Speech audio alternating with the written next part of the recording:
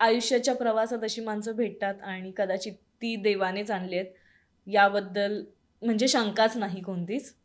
एक थोडासा वेगळा प्रश्न आहे, खूप इमोशनल झालं आहे, थोडासा वेगळा प्रश्न आहे, की बरेच जण बोललं जातं की पिरियड्सच्या वेळी अ, आपण बाहेर बसतो, 3 दिवस बाहेर बसतात. बऱ्याचशा खेडेगावांमध्ये आजही ही प्रथा सुरू आहे. तुझं याबाबत काय मत? मी आजही बाजूला बसते. आजही लहानपणापासून आजपर्यंत मी बाजूला बसले. माझ्या आजीचं म्हणणं असायचं, की बाजूला बसणं हा शाप नाही आहे स्त्रियांना. बाजूला बसणं हा आराम आहे. प्रत्येक गोष्टीकडे आपण कोणत्या दृष्टिकोनाने बघतो, तेवढंच महत्त्वाचं असतं. मला अजिबात त्याची लाज वाटत नाही. मला हं. त्याच्याबद्दल मला ते काही अगेन्स्ट वाटत नाही. का नाही बसवतो स्त्रियांनी बाजूला? असंच का व्हायचं? तसंच का व्हायचं? आम्हीच का बाजूला बसायचं? अगं असं बघा, की ब्रेक घेऊन बघा. 4 दिवस हं. आराम करून बघा.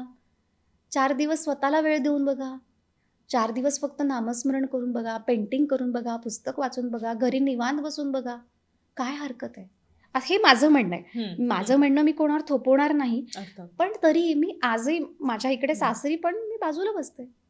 त्यांचं काहीच मत नाहीये त्याबाबत. तर त्यांच्या घरात पण ती पद्धत आहे ओके. आणि मला त्याच्यावर काही ऑब्जेक्शन नाही आहे. त्यामुळे मी मस्त बाजूला बसते, छान बसून खाते-पिते, मस्त एन्जॉय करते, झोपते. खूप झोपते मी. त्यामुळे मी हेल्दी राहते.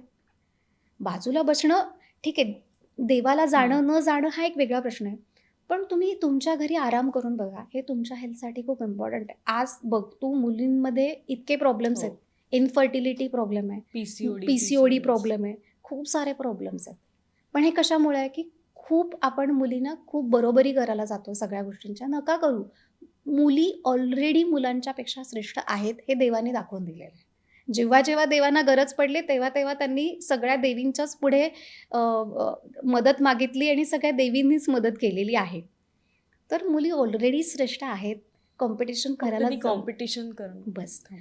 छान बसा, आराम करा, मस्त एन्जॉय करा, फिरायला जा, ब्रेक घ्या थोडक्यात, असं मला वाटतं. पण जर शूटिंगचं असं कधी झालंय का तुझ्या बाबतीत, की पिरियड्स आल्यात आणि शूटिंग हो. आहे मग? कामात तर मग बघ, मग कुठे तुम्हाला वेळ मिळेल, कुठे ब्रेक मिळेल. मग दुखतंय, क्रॅम्प्स येतायत, पोट दुखतंय, पाय दुखतायत, पाठ दुखतेय. मग तुम्ही कोणाला सांगाल? तुमच्याकडे काहीच पर्याय नाहीये. मग तेव्हा तर तुम्हाला काम करावंच लागतं ना. पण जर घरी आहात तर ब्रेक घ्या असं मला वाटतं. थोडंसं कलाक्षेत्राकडे येते. आजवर भाग्यश्रीने बऱ्याच मालिकांमध्ये काम केलंय, हिंदी असो, मराठी असो. एखाद्या सीरियलचं सीन करताना कधी अदृश्य शक्तीचा वावर आपल्या आजूबाजूला आहे, असा भास झालाय? हो, खूपदा. एकदा दोनदा असं नाही, खूपदा मला असं वाटतं, की जेव्हा आपल्याला असं वाटतं ना, जसं तू हं. आता हाच एक पिरियड्सचा विषय आहे, की पिरियड्समध्ये ना मला स्वतःला खूप त्रास होतो आणि पेन. पेन होतो. हं. मी खूप उघडपणे बोलते याविषयी खूपदा आणि मग मला असं वाटतं, नको यार आराम करावा, झोपावं, थोडंसं शांत राहावं. पण माहीत नाही, जेव्हा कधी-कधी मी देवाला असं म्हणते, "नाही देवा, आता मला होत नाहीये, हं. प्लीज मला थोडीशी ताकद दे." तर प्रत्येक वेळी देवाने मला ताकद दिली. प्रत्येक वेळी ऑटोमॅटिकली माझं पेन त्यानं नाहीसं केलंय. मला त्या वेळेत साथ दिली आणि खरं सांगते, माझे जेव्हा पिरियड्स येतात आणि मला असं वाटतं ना, की आता नको शूटिंग चाललंय, पण मला सुट्टी हवी आणि मला खरंच सुट्टी मिळते. मला खरंच सुट्टी मिळते, की ॲट माझं सेकंड किंवा थर्ड डेला तरी मला रेस्ट मिळालेला आहे.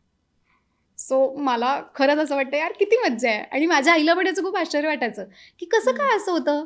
तू म्हणतेस तुझं पोट दुखतंय आणि मग तुला सुट्टी हवी आहे पण सीन झालेला नसतो. एक कधीतरी असं होतं स्क्रिप्ट येत नाही. नेहमी असं होतं स्क्रिप्टच आलेली असते आणि मग माझं शूटिंग कॅन्सल होतं. मग कधीतरी असं होतं, की नुसतं मी सेटवर जाऊन झोपते आणि मग की नाही अरे लागलंच नाही अजून सीनच नाही लागलाय, हेच नाही झालंय. मग मला आराम मिळतो. मला असं वाटतं त्यावेळी मला देव हेल्प करतं. मराठी मनोरंजन सृष्टीमधील मालिका, चित्रपट, नाटक तसेच कलाकारांबद्दलच्या नवीन अपडेट्स जाणून घेण्यासाठी नक्की सबस्क्राईब करा इट्स मज्जा मराठी या आपल्या नवीन यूट्यूब चॅनलला.